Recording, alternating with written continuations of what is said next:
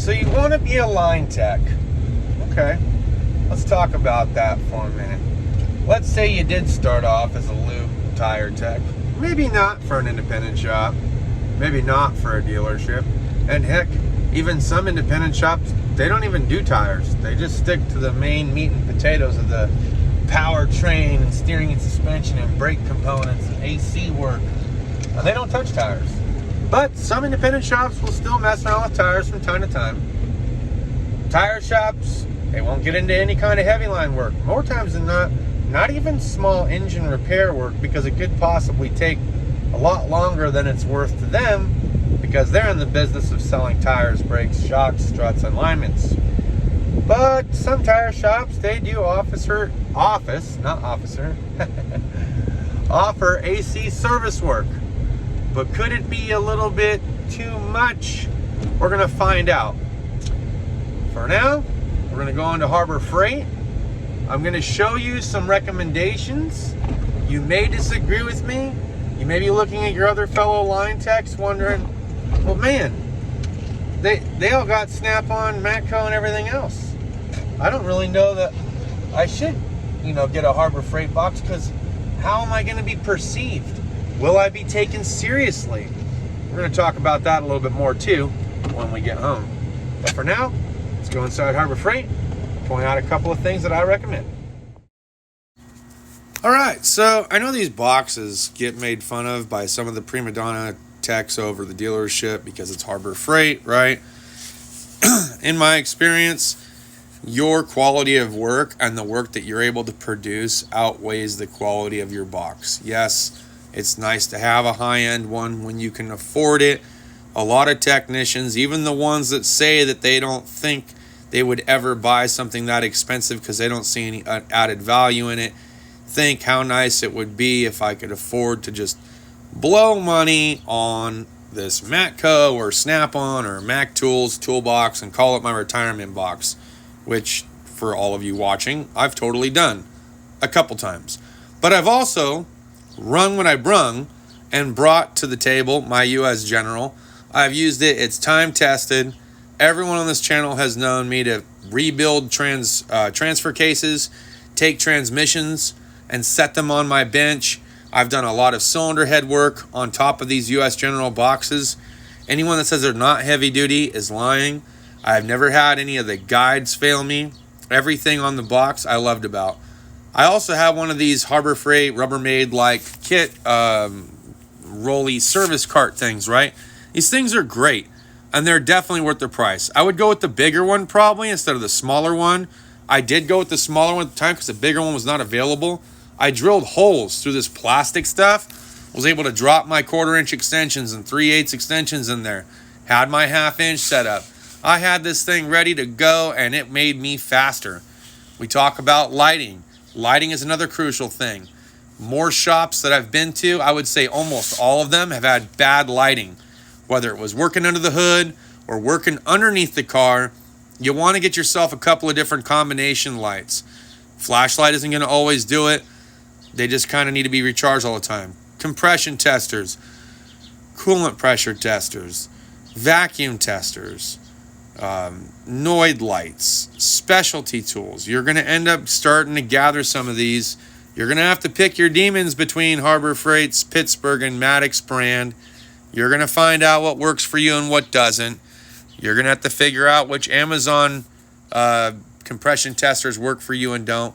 I ran with a Craftsman one for many years. I never changed it out. I've had some Maddox stuff that I've never had to change out that just works. I didn't have to do a lot of diesel compression testing, but you know what? When you need one, you need one. The starter switch is kind of nice. Having the wires is nice. I wish there was 3. A temperature gun, get the higher end one, not the bottom one. I've tried the bottom one. It's finicky. It fails. Maybe a pocket reader. This pocket reader is not the best. You can see they have some of these other ones through Zurich. The price goes up. But find yourself a nice mid-range pocket reader that can do ABS, and you can check out oil life resets, stuff like that. This one, for the value, I think if you're looking for a truck scan tool, why not? My truck diagnosticians can tell me if they'd ever used this or if they have used it and didn't like it. I don't know much about truck diagnostics, but look, Here's their higher end Xeric reader without getting into the Pro at $310. It's something I'm definitely considering. It does everything that I needed to do over at a tire and lube shop. And as an entry-level technician trying to be a line tech, this would be a good way to go. If you wanted to take it further, you can go with the Pro. I don't know much about it, but it's probably more valuable than the Icon one. You need a serpentine belt toolkit, cordless tools. Look, I have a Hercules battery charger, and I'm debating on just grabbing these because they are just a little bit more than that $20 Air version, which we talked about. And why not? I've already got the Hercules batteries, and I've got the dual charger. I think I have one heat gun. That's all I've got. So why not? Why don't I use the batteries, and this can be the cordless tools that I start going through. Even the 1/2-inch impact gun. For the value, how much they sell versus the quality, we're going to have to find that one out together, to be honest. So there's so many different people that will either agree with me or disagree with me on my thoughts as far as going to the next level of automotive technician, trying to become a line tech. Not talking about being a full-on diagnostic tech or an everything independent tech, but let's say you're getting pretty close.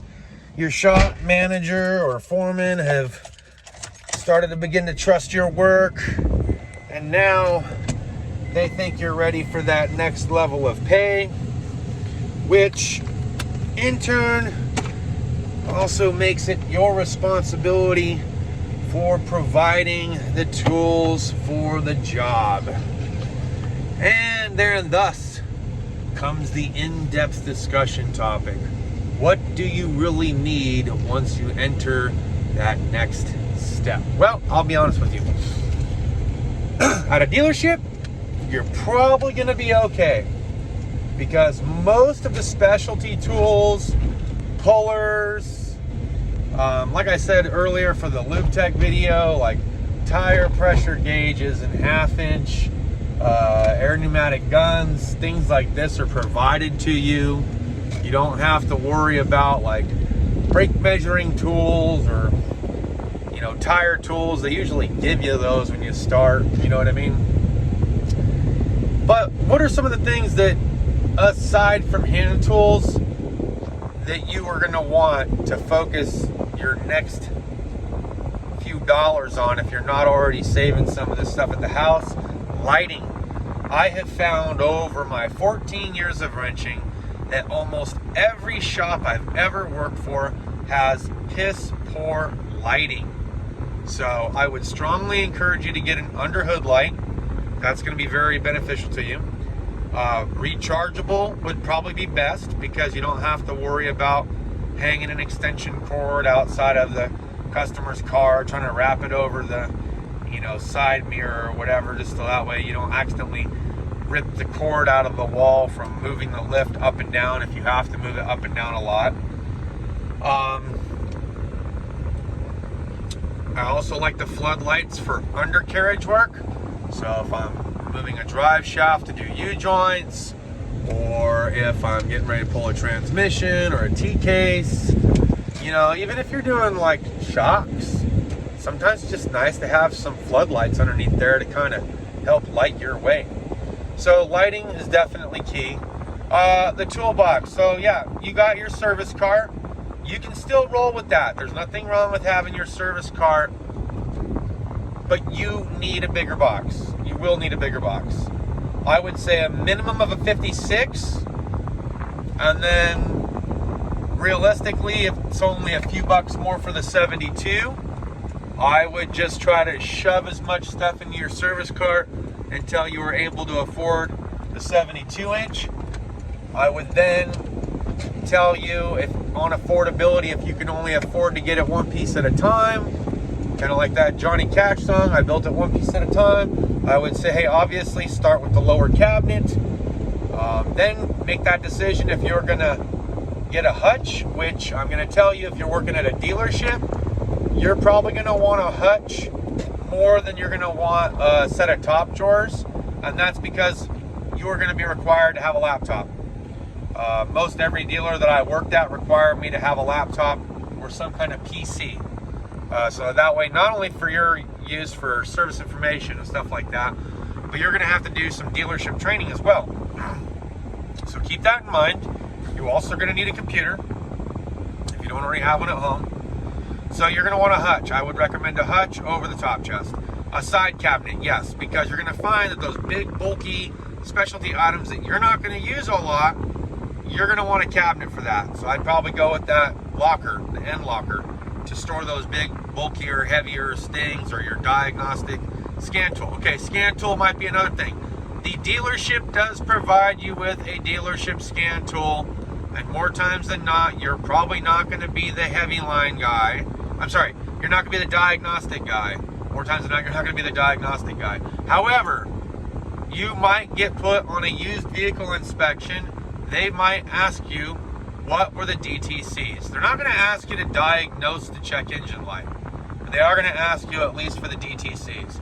And some technicians at the dealership are accommodating as far as letting you borrow their scan tool, or they'll come over and scan it for you. But isn't it just having a nice little pocket reader or a code reader that can also do ABS? That's going to be beneficial for you, because at least then you can read brake codes as well, jot them down, and then figure out how they want to proceed, the manager and the service writer, if they want to have somebody diagnose it there or what have you. It will be beneficial for you over at the independent shop, but usually at the independent shop, the owner already is the diagnostician, and he's the one that wants to take command and control of that, because it's one of those things where he's really got to trust your ability diagnosing cars. And if he gives you the reins and lets you hold on to them for a little bit, and you make a couple of bad calls on your diagnosis, he's probably just going to make you an R&R guy, and he's not going to have you diagnose, and he's going to do the diagnosis part. But most owners want to do the diag work themselves, so don't expect you be doing any kind of diagnostic work with an independent shop anytime soon. You would do more diagnostic work at a dealership than you ever will at an independent shop, guaranteed. Okay, that being said, if you're at a lube tire shop, this is something that you can at least start dabbling with, so that way you can, you can start messing around with saying, hey, check engine lights on, I found the following codes, boom, move on with your multi-point inspection. At least this way you know how to pull codes, doesn't take all that long, and then you can do some research on those codes later, like what could be potential causes for that. So something to consider. Okay, I was looking at the Zurich stuff. Obviously Zurich, it looks like it's a lot more beneficial features than the Icon scan tool. So for that, just looking at all the features that it actually covers and the way that they show you everything that it covers, I'm going to give it the Zurich for the win. I don't know too much about the information on the Zurich Pro. My cell phone does not have internet capability, so I could not do the QR scan to find out more about it. I wish they would have had a placard similar to the rest of the Zurich scan tools that said what was on the back and what it would do, but they don't, so it is what it is. All right, getting ready to go back to the house for a little beer and bullshit. So you want to be a line tech? So we were looking at we were talking about all these different things that I saw in the store. Now let's talk about specialty tools. Okay, you're going to want a compression test gauge set. You're probably going to want one for diesels as well as gasoline. If you don't know how to do a compression test on a diesel, you might get taught. Me, I never had to do a compression test on a diesel before. I'm just being honest. In my 14 years, I was never really the diesel guy. Did I have to do diesel repairs? Yes, I sure did. I had to swap engines, transmissions, all kinds of things, injectors. But did I actually ever have to do a compression test on a diesel? Nope, that's somebody else that did that. I have done compression tests on cars. I've done cylinder leak down tests on cars. I've used noid light sets on gasoline cars. So I've done a lot with the gasoline vehicle lineup, but I have not done that much as far as diag goes with the diesel. But what I can tell you is when it comes to swapping out the DEF tank, or if you're changing out the catalytic converter, sometimes you get DEF codes where you might have to purge the system. There's a DEF function on one of these scan tools that I saw with the Zurich. That's going to tell you what's in the codes there too. I do not know if they have access to through the Chrysler Gateway module. Sometime after 2017, Chrysler put this specific security gateway block on a lot of OBD2 scan tools, just for the fact that they did not want DIYers to do it themselves. That's just the bottom line. In fact, it's gotten even worse over the years, because such companies as Snap-on are now starting to profitize off of this, because when they want to do their software updates, you have to have a current subscription with your Snap-on scan tool in order to pay Mopar for access through the security gateway module, and these are two separate fees. So you could be looking at a subscription fee of about $90 a month with Snap-on, and $50 for the Mopar one per month. So that's already $140. Or you could pay the $1,600 at the end of the year for your software subscription from Snap-on, and still have to pay $50 through Mopar just to be able to get in access into their gateway module. And how many Mopar cars are you planning on diagnosing? You see, it's going to add up pretty quick. So one of those little Zerk pocket readers that does ABS, DEF, that's going to be beneficial for you for right now, okay? When it gets into the 2021s and the 2018 and newer, look, you pick your demons. Do what you can do. And if you can't do it because you're at a shop that doesn't have those capabilities, send it, bro. Just send it. Beyond my knowledge base right now, you know, or I do not have the capabilities of performing this because I do not have the equipment necessary to dig that deep into the vehicle system. Be honest with yourself, be honest with your manager. Time is money, my friends. All right.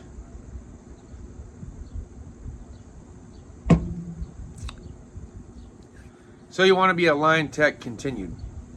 All right, so what else? Your training, your online training. That's really going to depict how fast you move up as a technician at a dealership. Sometimes even at a tire and lube shop. No training really offered over at the independent shop. Really, it's just going to be about the quality of work and the quantity of work all at once that's going to help you move up as far as dollar per hour or dollar per flag rate is concerned. At a dealership, it's all about the training. You cannot move up to the next pay level or the next flag rate level unless you can show them what you've done to earn it. And it's not always about quality or quantity, but it really comes down to how much training have you received from Chrysler, and is Chrysler telling us that we need to pay you more? Or Honda, Toyota, Subaru, whatever dealership you're working for, right? As far as a lube tire shop, kind of the same thing. You start off learning how to change engine oil and filters, and how to mount, dismount, balance, and rotate tires. Eventually you work yourself into a position where you learn how to do shocks and struts, which then introduces you to the steering and suspension components, where now you're doing inner and outer tie rods, ball joints, upper and lower control arms. Maybe they send you to alignment training, and then you get into the braking system, and now you learn how to do front and rear brakes, brake flushes, things like that. Your tire shop might actually teach you how to do different flushes too on the cooling system, the transmission, etc. Over at the dealership, right out the get-go, they pretty much have you do a mixture of everything. Mostly tires in the beginning, just to make sure you're torquing things down and seeing if you have a little bit of hustle and bustle behind you. And oil changes and inspections to see if you're going to recommend things. You got to understand, at a dealership level, they know that if you tell them that there is a transmission line leaking, or a transmission pan leak, or a U-joint that's flopping around, or a shocker strut that's leaking or broken, they know that right out the get-go, you're not going to be the one that does it. So you cannot be afraid to recommend repairs on something that you've never done. You have to get rid of the fear when it comes to inspection. You annotate everything, and if they decide to have you do it, they want to see just how far down the rabbit hole you can go, and if you can dig your way out. That's if they have you do it. And it will happen at some point, but it's not going to happen within your first day, week, maybe not even for the first month or year At some point, it will happen though. So get in the habit of writing down really good inspections. That's number one. Number two is you got to learn the ins and outs of the establishment that you're working for, what it is that they want and don't want, etc. Everyone has a different opinion about what they consider to be a dirty air filter versus a not dirty air filter, what they consider between leaking and weeping. You gotta find out what the establishment decides. There is state law, there is automotive code, and then there's whatever the dealership decides. Okay, so you have to differentiate all these different things as a mechanic / technician, because even when you're right, you could also be wrong. It's kind of like being with a woman. I'm just being honest. You're not always right. You could always be wrong, and they're still right. So you just got to kind of be careful. You got to understand what they want from you. Go from there. Take your slaps on the wrist when you get them, and just keep moving forward. So aside from all that, as far as tools go, I would not be super concerned about the prima donnas, like looking at you. Look, you can afford what you can afford. I've been a mechanic for 14 years. I've cleared out the majority of my toolbox. I do have some tools left, but I don't have nearly a fraction of the amount that I used to have. But I have the knowledge base, okay? And I know that I can do it with even the cheapest of the cheap. And I know that which ones I actually need to get the higher end versions of, because the cheaper end ones don't. You know what I mean? So, but that's the knowledge base that I've built over 14 years of doing it. Start off cheap, move your way into the next level. If it breaks and it's not covered under warranty, if it is covered under warranty it out a few times until you get irritated with it, and then bump it up. Try something different when you can afford to. If the shop is willing to pay for all the tools for you to use without you purchasing them, do not buy anything and take it to the shop. Instead, start your own little collection at home. And then when you're ready for that next level, it won't be a big financial upfront cost burden. You would have already been building it at home. And we'll talk about that, of like how to slowly build up in the next upcoming videos and stuff like that. So that's all I got for this video, guys. Thanks as always for watching my channel. I know it was a long one. We've got some other discussion topics that we have coming up. I hope you enjoyed today's content, and we'll see you guys next time. Cheers and deuces.